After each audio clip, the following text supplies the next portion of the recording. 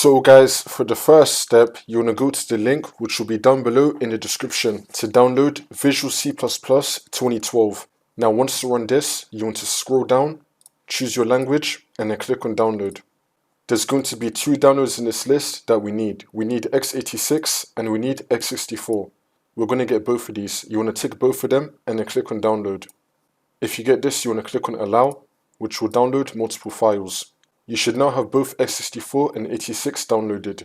You want to right click on one of them and then click on show in folder. We should now be in our downloads folder with both these downloads.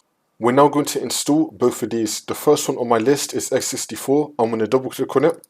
And then once this comes up, you want to tick the box, I agree, and then click on install. And then click on yes. It's now going to start installing. And then once that's been installed, we can now close out of this. Now we're going to install the other one. For me, it's going to be x86. I'm going to double click on it. Once this comes up, you want to tick the box, I agree, and then click on install. And then click on yes. And then once that's been installed, we can now close out of this. And now for the last step, you want to restart your computer.